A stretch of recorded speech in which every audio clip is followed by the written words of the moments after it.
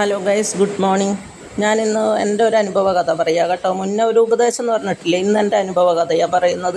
എന്താണെന്ന് വെച്ചാൽ 3 വർഷം അടുപ്പിച്ചിട്ട് സോണി ചാനലിൽ നിന്ന് അമിതാഭ് ബച്ചൻ്റെ ചിത്രവും പിന്നെ സോണി ചാനലിൻ്റെ ചിത്രമൊക്കെ ഉള്ള ഒരു വാട്സപ്പ് മെസ്സേജ് എനിക്ക് വന്നു. നിങ്ങൾ വിന്നറായിട്ടുണ്ട്, നിങ്ങൾ എത്രയോ കോടി നിങ്ങൾക്ക് അടിച്ചിട്ടുണ്ട്, എത്രയും പെട്ടെന്ന് ഇതിനുള്ള ഇത് ചെയ്യണമെന്നും പറഞ്ഞിട്ട് അതേപടി ഞാൻ ആ വാട്സപ്പ് ഇത് ബ്ലോക്ക് ചെയ്ത് ആ നമ്പർ.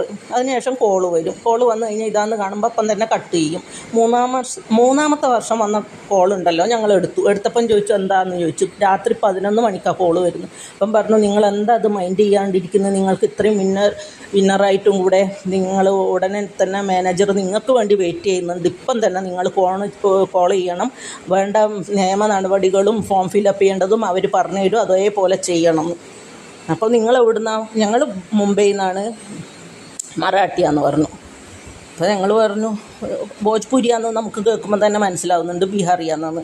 അപ്പോൾ തന്നെ നമ്മൾ ഭോജ്പുരിയിൽ കുറച്ച് അങ്ങോട്ട് പറയാൻ തുടങ്ങിയപ്പോൾ അയാൾക്ക് ഏകദേശം അപ്പം തന്നെ മനസ്സിലായി. അപ്പോൾ തന്നെ നമ്മൾ ആ കോള് കട്ട് ചെയ്തു. അപ്പം ഇതെന്ന് വെച്ചാൽ കൂടുതൽ അറിവ് നമുക്ക് ന്യൂസിലൂടെയൊക്കെ കിട്ടുന്നതാണ്. ന്യൂസ് വായിച്ചു കഴിഞ്ഞാൽ ഇത്തരം ചതിക്കുഴിയിൽ വീഴാണ്ടിരിക്കാൻ ശ്രമിക്കാം.